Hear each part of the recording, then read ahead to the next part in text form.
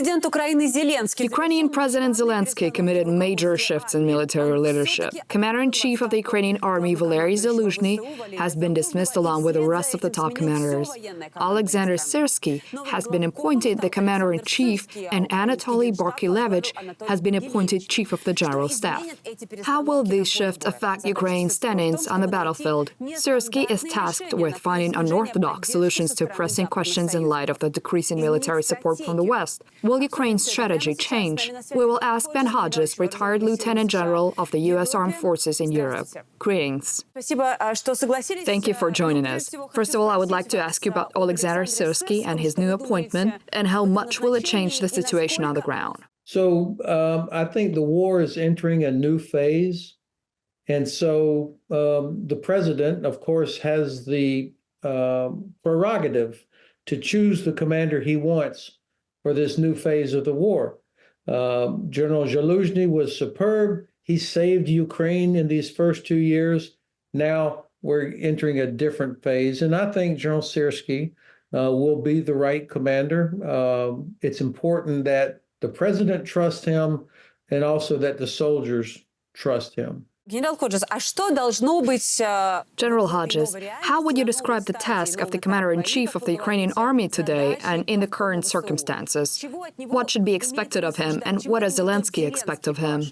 I think there probably are three priorities. Number one, of course, to stabilize that front line so that Russia cannot achieve any sort of a significant breakthrough, and also to reduce the casualties that Ukrainian forces are suffering. So stability is number one, but that's important to get time for number two, which is for Ukraine to repair its personnel system. This is something that the government has to do to help ensure that there are enough men and women that are entering the armed forces, that are getting proper training, that are able to fill out the units so that there are enough Ukrainian units to have a rotation and to give people a chance to train and to rest. So part of stabilizing the front will be to buy time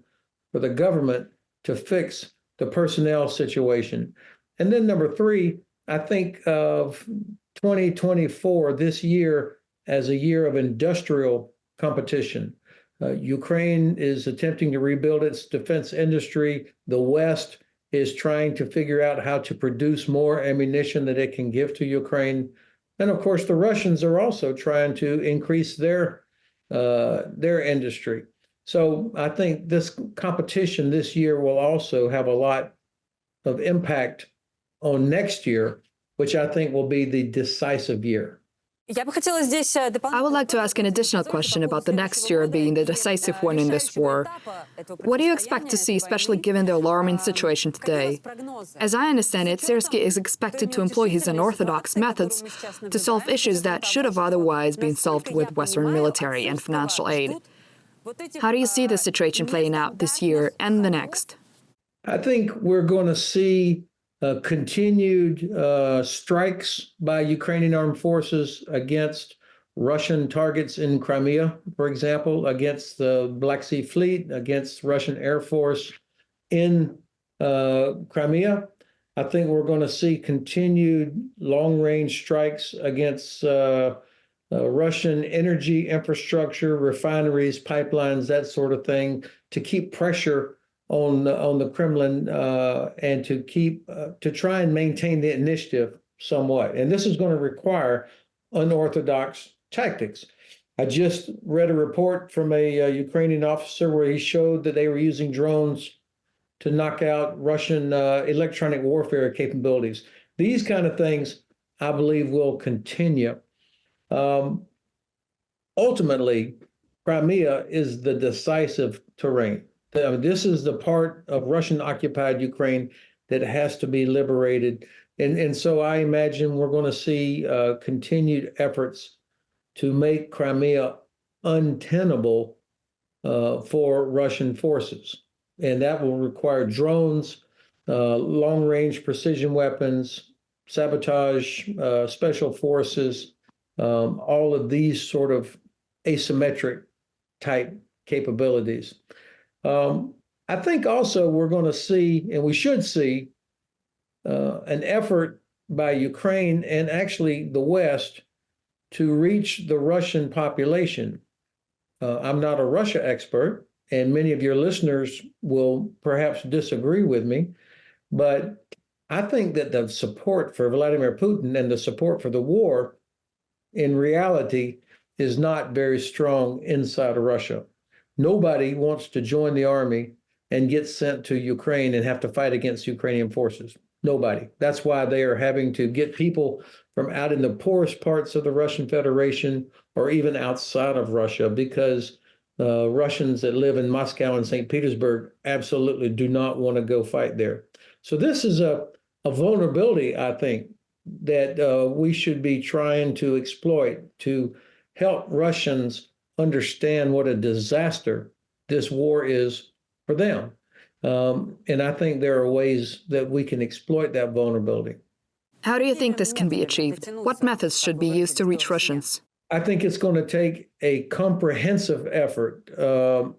Obviously, the Kremlin controls the media, and so it's not like you can just buy advertisements on Russian TV and message people. So we'll have to find ways around that, the way that we did in the Cold War, where Radio Free Europe, for example, these kinds of activities that try to provide information to private listeners. But I think also the millions of Russian-speaking people, either Russians who have moved out of Russia, or perhaps they live in Ukraine or Estonia or Germany, getting them to reach back to their families and their friends that still live in Russia to help them understand what is actually happening. I think that the sanctions are part of this. Sanctions, of course, the top 50 richest people around Vladimir Putin, I'm not sure that they are really feeling the impacts of sanctions yet. They need to feel the financial squeeze of sanctions so that then they can also convey to the Kremlin that this war is a disaster for them.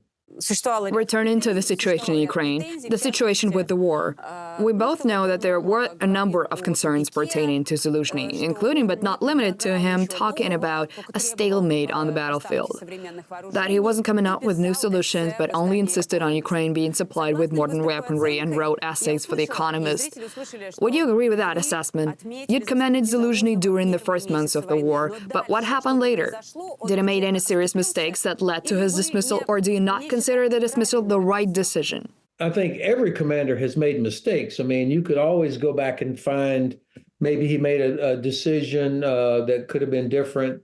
The fact is, I think General Zaluzhnyi did the best possible job he could with what he had.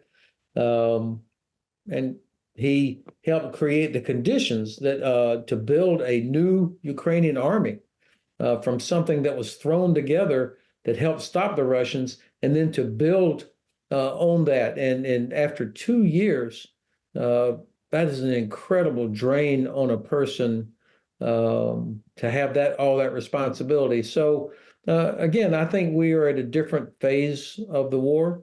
And what's important is that the president have confidence that he's got the right commander for the phase. I think the mistake that the president made, if I may say, is that he let this go on too long. I mean, as soon as he had made the decision that he wanted a different commander, that should have happened right away.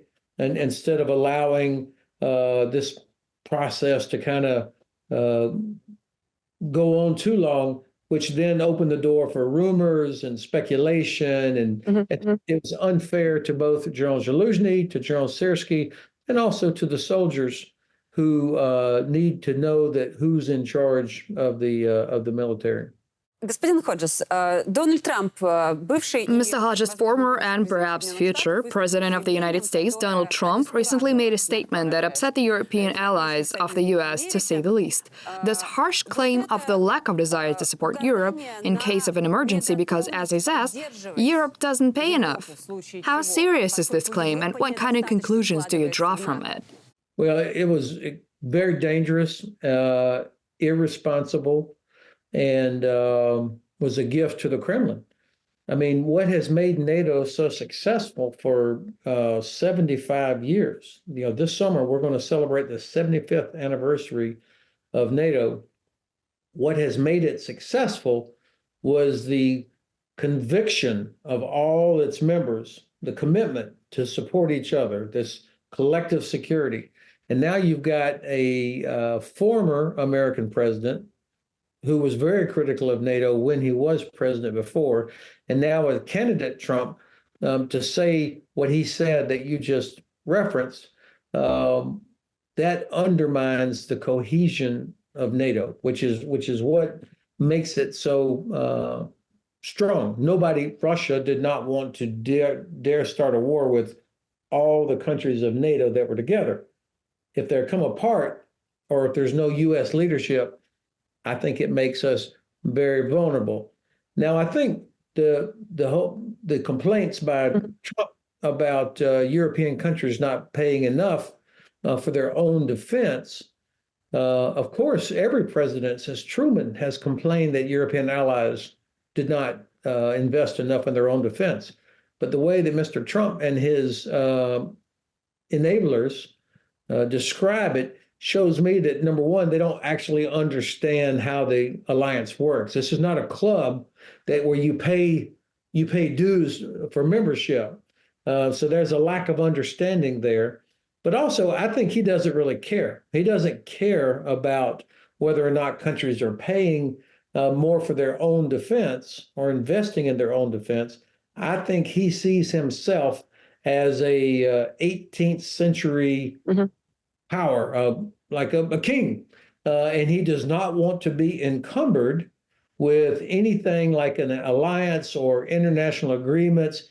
He wants none of that. He wants to be able to, between him and Putin, between him and President Xi, to kind of work things out, between the big guys. And this is so dangerous, and it's against all the principles that upon which the United States and other democratic countries were built. So he is dangerous. He's a fascist from top to bottom, and we have got to make sure he is defeated again at the ballot box. Last question. Do you think that the war in Ukraine can end in 2024? And if so, who do you think will be victorious? I think Ukraine is going to win this war, but not in 24. I think 2024 is the year before the decisive year. So this year is going to be about fixing the personnel system, building up industrial capabilities, continuing to chip away at Russia's logistics and chip away at the population. I just don't believe that the population of Russia is going to continue to accept the hundreds of thousands of casualties and the catastrophe that this war is for Russia.